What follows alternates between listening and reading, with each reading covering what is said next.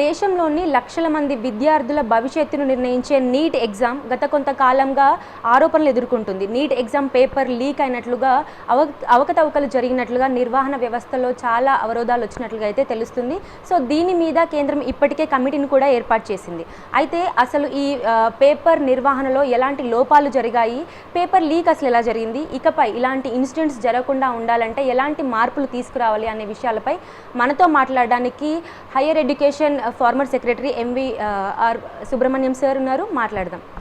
Sir చెప్పండి, firstly అసలు ఈ నీట్ ఎగ్జామ్ గురించి చాలా అయితే వస్తుంది. సో అసలు ఈ ఎగ్జామ్ పేపర్ లీక్లు అంటే క్వశ్చనరీ లీక్ అయిందా లేకపోతే ఎగ్జామ్ సిస్టంలోనే లీకేజ్ జరిగిందా?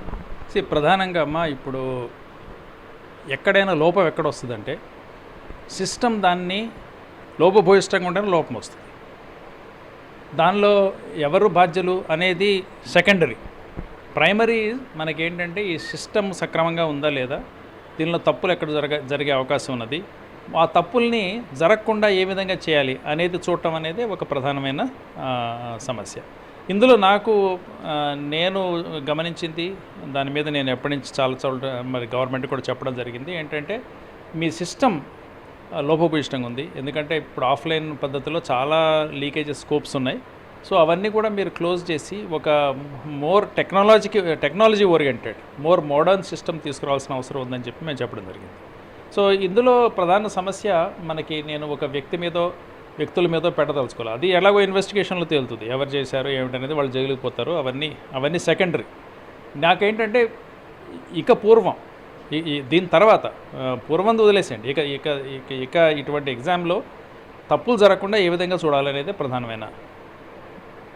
సో అయితే ఈ లీక్ ఏదైతే జరిగిందో దాన్ని ఒక దేశ ద్రోహంగా చూడాలా లేకపోతే ఆర్థిక ద్రోహంగా పరిగణించమంటారు? ఇది ప్రజలకు ద్రోహం అండి. ఎందుకంటే దీనివల్ల ఏంటంటే ఒక ఆర్గనైజ్డ్ గ్యాంగ్స్ ఆపరేట్ చేస్తూ ఉన్నాయి. మనకి ఏంటంటే మన ఎగ్జామ్ సిస్టమ్ కూడా ఎలా ఉందంటే ఒక ఎగ్జామ్లోనే తేల్చేస్తున్నాం మనం. అతనికి ఎయిమ్స్లో సీట్ వస్తుందా లేకపోతే నాగార్జున యూనివర్సిటీలో సీట్ వస్తుందా అనే ఒక పద్ధతి మనం తేల్చడం వల్ల మనకి ఇబ్బంది అవుతూ ఉన్నది.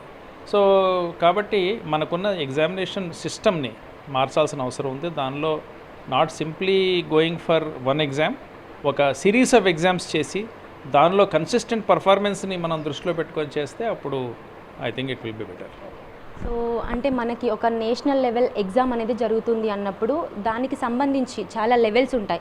సో మనకి ఈ ఎగ్జామ్ పేపర్ లీక్ అనేది ఎన్ని స్టేజెస్లో, అంటే సెక్యూరిటీ ఫెయిల్యూర్ ఏ స్టేజ్ నుంచి స్టార్ట్ అయింది అనుకోవచ్చు? చాలా అంటే మనకి ఇప్పుడు ఆ ఫారెన్సిక్ ఆడిట్ నేను చేయాల, కానీ ఐ అండర్స్టాండ్ దట్ ఒక 12 డిఫరెంట్ స్టేజెస్లో పేపర్ ఎగ్జామ్ కండక్ట్ చేసినప్పుడు లీకేజ్ అయ్యే అవకాశాలు ఉన్నాయి. అవి 12 స్టేజెస్ కూడా మనం ఇప్పుడు ఇంత బ్రీఫ్గా కాకుండా మనం డీటెయిల్గా కూడా మనం చెప్పచ్చు.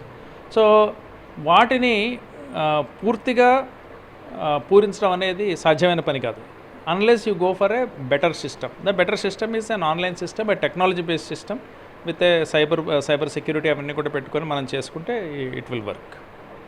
సో అంటే ఈ లీక్ సంబంధించి చూసుకుంటే అంటే ఇది మెయిన్గా అంటే ఒక పర్సన్ త్రూ జరిగే ఛాన్స్ ఉంటుందా లేకపోతే గ్రూప్ ఆఫ్ పీపుల్ అనుకోవచ్చా లేకపోతే ఒక వ్యవస్థనే అయి ఉండొచ్చు అనుకోవచ్చా?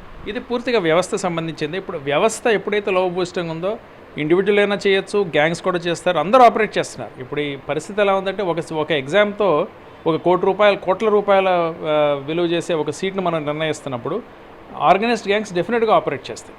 సో దానికి మనం తావు ఇవ్వకూడదు అంటున్నాను నేను. మన సిస్టమ్ ఏ విధంగా ఉండాలంటే దానికి తావు ఇవ్వకని పద్ధతిలో మన సిస్టమ్ తయారు చేస్తే ఈ ఇబ్బందులు ఉండవు. సో అయితే మనకి పాస్లో చూసుకుంటే ఇట్లాంటివి చాలాసార్లు జరిగాయి. సో జరిగిన ప్రతిసారి కమిటీలను ఏర్పాటు చేయడం అయితే జరుగుతుంది. సో ఈసారి కూడా ఎన్టీఏ త్రూ అదే కమిటీ సరిపోతుందా లేకపోతే మళ్ళీ ఎన్టీఏని రీడిజైన్ చేయాల్సిన అవసరం ఉందంటారా?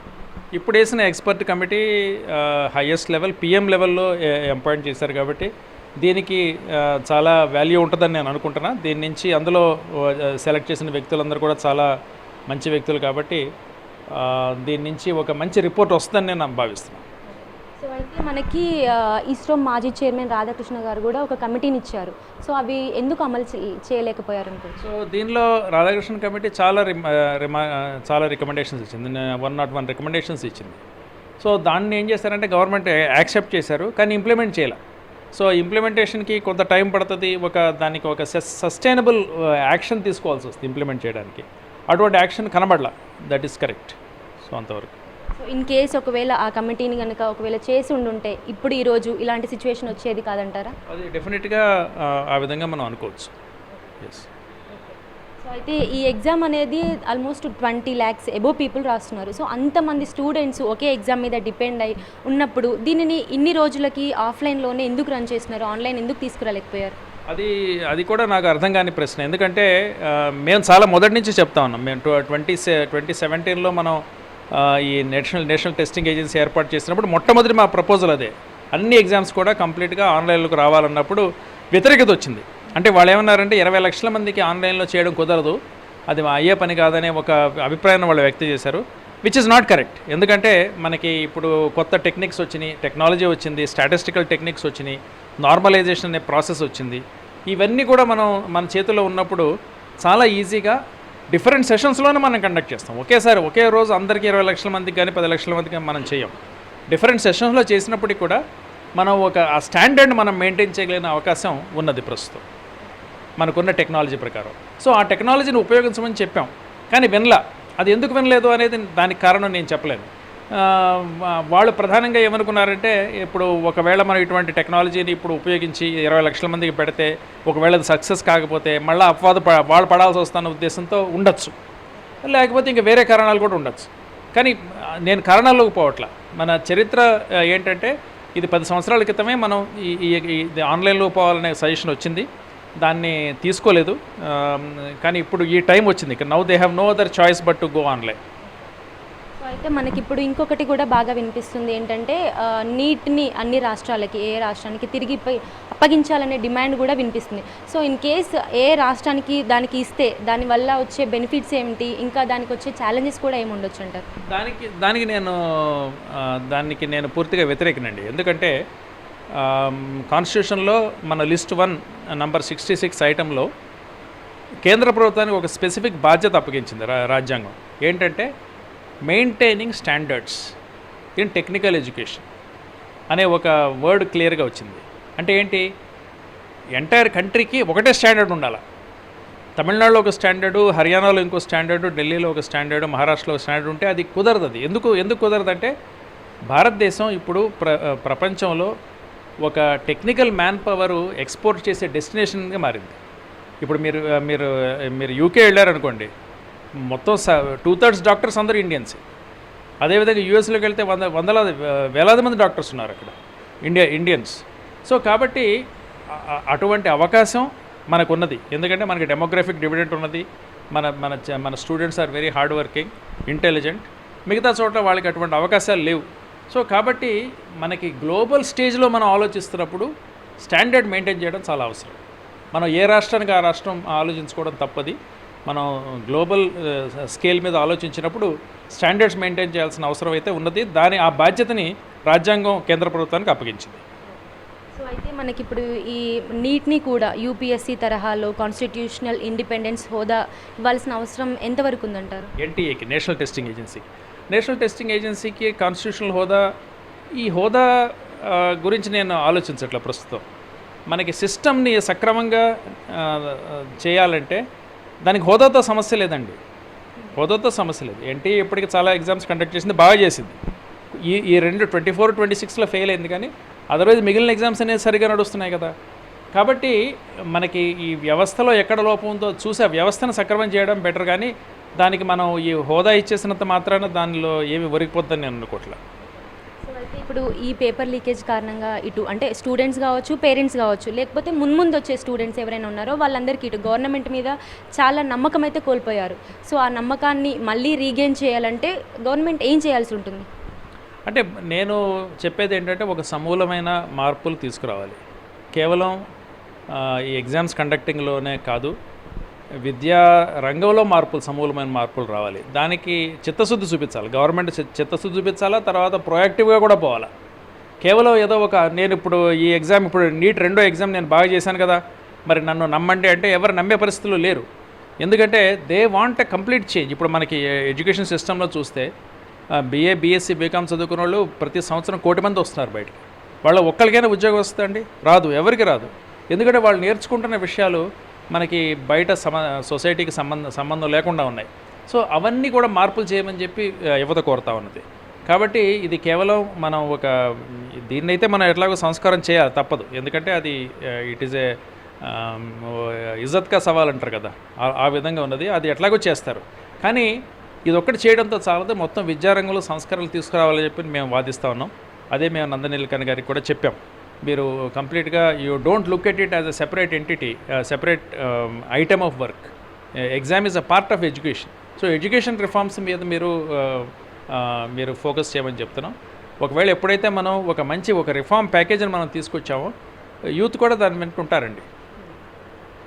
సో అయితే మనకి ఇప్పటికే అంటే డిజిటల్ యుగం నడుస్తుంది, ఏఐ వచ్చేసింది మనకి.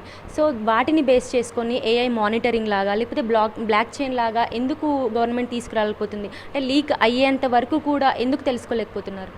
అంటే ఇప్పుడు మనకి ప్రస్తుతం ఏంటంటే they are in 25-30 years back technology పద్ధతిలో నడుస్తున్నాయి. పెన్ అండ్ పేపర్, తర్వాత OMR షీట్స్, అవన్నీ 25-30 ఇయర్స్ క్రితం నుంచి నడుస్తున్న వ్యవస్థది. ఆ వ్యవస్థ మారింది, బయట మారింది, మనం మారలా. అదే సమస్య. సో మనకి ఇప్పుడు ఆర్టిఫిషియల్ ఇంటెలిజెన్స్, మన బ్లాక్ చైన్ ఇవన్నీ చేయాలంటే first it has to get digital. Right now it is not digital. Unless it is digital you cannot do this. So that is the thing. So digital సిస్టంలోకి రావాలా first, అప్పుడే అవుతుంది అది. Present government ఏదైతే కమిటీని ఏర్పాటు చేసిందో దాని మీద మీ ఒపీనియన్ ఏంటి సార్? మంచి కమిటీ. నందనీలకని గారు చాలా పెద్ద UAD లాంటి పెద్ద ఇవన్నీ కూడా డిజైన్ చేశారు. అందరికీ ఆయన మీద గౌరవం ఉంది, మాకు కూడా గౌరవం ఉంది ఆయనకి. సో అయితే ఏమిటంటే అది వారు మంచి రిపోర్ట్ ఇస్తారని నాకే పూర్తి నమ్మకం ఉంది. కానీ అది అమలు ఎంతవరకు జరుగుద్ది అనేది మనం వేచి చూడాలి. సో ఇన్ కేస్ మీరు ఆ కమిటీ మెంబర్గా ఉంటే మెయిన్గా అంటే ఇప్పుడు ప్రజెంట్ మీరు తీసుకురావాలి అనుకునేటువంటి 3 సంస్కరణలు ఏమనుకోవచ్చు? అవన్నీ కూడా మేము ఆల్రెడీ చెప్పాను, నేను రాశాను కూడా దాని మీద. మొట్టమొదటిది ఏంటంటే అసలు ఈ ఎడ్యుకేషన్ అనేది మన ఈ ఎంట్రన్స్ ఎగ్జామ్ దాంతో నిర్ణయం చేయలేమండి. ఇప్పుడు ప్రస్తుతం ఏంటంటే ఒక ఎగ్జామ్ పెడుతున్నారు, ఆ ఎగ్జామ్లో ఎవరికైతే ర్యాంక్ వచ్చిందో వాళ్ళకి సీట్లు వస్తున్నాయి. ఒకరోజు ఎవరికైనా మరి ఆరోగ్యం బాగాలేదు, లేకపోతే సరిగ్గా చేయలేదు, లేకపోతే ఇటువంటి లీకేజ్ వచ్చింది, అటువంటిప్పుడు మొత్తం అంతా సమస్యలు వస్తూ ఉన్నాయి. సో మేము ఆర్గ్యూ చేసేది ఏంటంటే ఒక ఎగ్జామ్తో డిసైడ్ చేయొద్దు. Have a series of evaluations. ఒక్కొక్క 11th క్లాస్లో ఒక 6 ఎవాల్యుయేషన్స్, 12thలో 6 ఎవాల్యుయేషన్స్, అవన్నీ కూడా ఆన్లైన్ చేయండి. చేసే అవకాశం ఉంది, టెక్నాలజీ మన దగ్గర ఉంది. కంప్యూటర్స్గా స్కూల్స్ పెట్టుకోవాలి, తప్పదు. అది పెట్టుకున్న తర్వాత దాని ప్రకారం మనం రేట్ చేస్తాం. సో ఒక ఎగ్జామ్లో సరిగ్గా చేయలేదని కాబట్టి సీటుకు పోతుంది అనే ఒక టెన్షను స్టూడెంట్కి ఉండదండి దానివల్ల. సో ఒక యావరేజ్ పర్ఫార్మెన్స్ చేయాల్సిన అవసరం ఉంది. రెండోది ఏంటంటే మనం ఇప్పుడంతా కూడా డొమైన్ టెస్ట్ చేస్తున్నాం. అంటే నీకు మ్యాథ్స్ కానీ, ఫిజిక్స్ కానీ, కెమిస్ట్రీ కానీ, లేకపోతే బయాలజీ కానీ, నీకు ప్రశ్న అడిగితే నీకు ఆన్సర్ వస్తా లేదా అదొకటే మనం టెస్ట్ చేస్తున్నాం. యాప్టిట్యూడ్ మనం టెస్ట్ చేయట్లేదు కదా. అంటే నీకు అసలు ప్రజలకి సర్వ్ చేయాలనే ఒక యాప్టిట్యూడ్ ఉన్నదా అనేది మనం అసలు టెస్ట్ చేయట్లా. అది టెస్ట్ చేయకుండా తీసుకోవడం ఒక చాలా పెద్ద సమస్య. అది ఎలా టెస్ట్ చేస్తాం అంటే ఇప్పుడు మనకి ఫారిన్ కంట్రీస్లో దీని మీద మనకి కొన్ని ఎగ్జాంపుల్స్ ఉన్నాయి.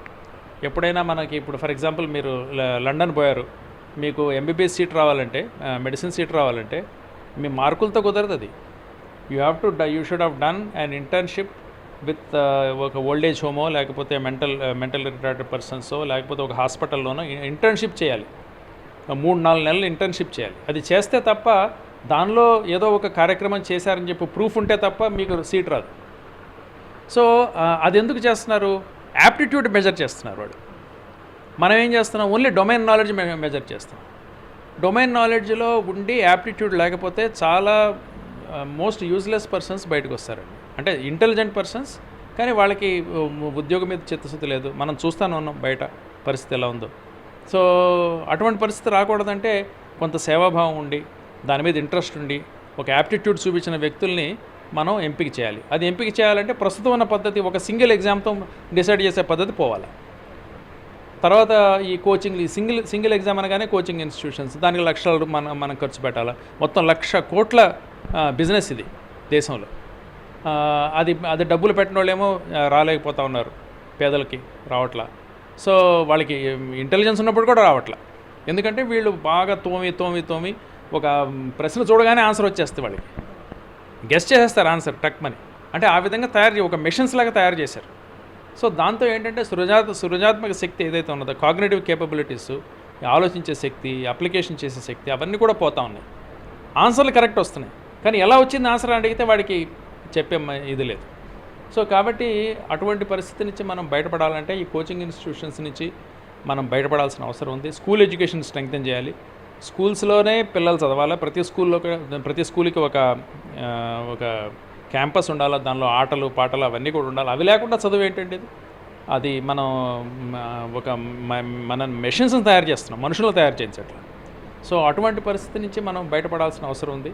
ఇవన్నీ కూడా ఏంటంటే ఎగ్జామ్ రిఫార్మ్స్లో భాగం ఇవి. సో కాబట్టి అవి మనం దృష్టిలో పెట్టుకొని మంచి రిపోర్ట్ వస్తుందని నేను అనుకుంటున్నా. మేము దానికి సూచనలు కూడా చేస్తాం. సో అయితే ఓవరాల్గా చూసుకుంటే ఇప్పుడు స్టూడెంట్స్ కూడా వాళ్ళు ఒక ఎగ్జామ్ కోసం అనేది చాలా ప్రిపేర్ అవ్వడము, అందులో రాకపోతే డిప్రెషన్కి వెళ్ళడం, ఇంకా సూసైడ్ చేసుకోవడం కూడా చేస్తున్నారు. సో స్టూడెంట్స్కి ఏం చెప్తారు? మేము స్టూడెంట్స్కి ఏం చెప్తామంటే బట్టి పట్టద్దండి. అంటే దానికి పోవాలంటే ఫస్ట్ ఎగ్జామ్లో మనం మార్పులు తీసుకురావాలి. ఒకసారి మార్పులు తీసుకొచ్చిన తర్వాత స్టూడెంట్ మీద ప్రెషర్ తగ్గాలండి. సో తర్వాత అప్లికేషన్ ఆఫ్ కాన్సెప్ట్ని మనం అర్థం చేసుకుంటున్నాం, చదువుతున్నాం, పుస్తకంలో చదువుతున్నాం, టీచర్ చెప్తున్నాడు, అది మనం రాసుకుంటున్నాం. దాంతో పూర్తి కాదు, ఆ కాన్సెప్ట్ని మనకి రియల్ లైఫ్లో ఎలా అప్లై చేయాలి అనే ఒక క్రిటికల్ థింకింగ్ కేపబిలిటీ వాళ్ళు అలవర్చుకోవాలా. దాని నుంచే వాళ్ళు పైకి వస్తారు. కాబట్టి దేశం కూడా అటువంటి వాళ్ళ కోసం చూస్తూ ఉన్నది. కాబట్టి మన ఎగ్జామ్ సిస్టమ్ కూడా అటువంటి క్యాండిడేట్స్ని సరిగ్గా సెలెక్ట్ చేసినట్లయితే స్టూడెంట్స్ మీద ప్రెషర్ తగ్గుద్ది. తర్వాత యాప్టిట్యూడ్ సరిగ్గా ఉన్నవాళ్ళు వస్తారు. తర్వాత ఎడ్యుకేషన్ సిస్టమ్ అంతా కూడా దారి పడుతుంది. సో ఇవన్నీ కూడా మనం కలిసి చూడాలి. ఇవన్నీ కూడా these are all related things. So అయితే మనకి ముందు చాలా లీక్లు అయితే జరిగాయి, బట్ ఈసారి జరిగిన దాన్ని చాలా పెద్ద మొత్తంగా, అంటే మనకి ఇప్పుడు చూసుకుంటే ప్రొటెస్ట్ చేశారు అండ్ మన ఇప్పుడు ఎడ్యుకేషన్ మినిస్టర్ కూడా రాజీనామా చేయడం జరిగింది. సో ముందు ఇలాంటివి జరగకుండా ఉండే అవకాశాలు ఉన్నాయి అనుకోవచ్చా? తప్పకుండా. అంటే మనం సిస్టమ్ని రిఫార్మ్ చేస్తే ఇవన్నీ రావు. అసలు మినిస్టర్ రిజైన్ చేయడం ఏంటంటే నాకైతే అసలు దానిలో ఏమీ అంటే అకౌంటబిలిటీ. మన పిల్లలు ఏమన్నారంటే నువ్వు తప్పు జరిగింది కాబట్టి as a head of the institution you take accountability. ఆయన చేశాడని కాదు, ఆయన చేశాడని ఎవరు చెప్పట్లా, కానీ as a head of the institution you take accountability అని వాళ్ళు ఆయనతో రిజైన్ చేయించారు. నేనేమంటున్నానంటే ఇవన్నీ కూడా individuals are not important, system is important. ఇప్పుడు సిస్టమ్ బాగాలేదనుకోండి, ఈయన పోతారు, వేరే ఆయన వస్తారు, అప్పుడు కూడా జరుగుద్ది.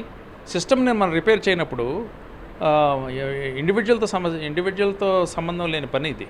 సో ఆ సిస్టమ్ని మనం రిఫార్మ్ చేయాలి. దాని కొరకు ఐ హోప్ ఈ కమిటీ దాని మీద ఒక మంచి రిపోర్ట్ ఇస్తుందని నేను అనుకుంటున్నాను. Thank you. సో రైట్, ఓవరాల్గా చూసుకుంటే అయితే నీట్ పేపర్ లీక్కి సంబంధించి అయితే భారీ చర్చలు జరుగుతున్నాయి. అయితే కేంద్ర ప్రభుత్వం ఇప్పటికే ఒక కమిటీని కూడా తీసుకొచ్చారు.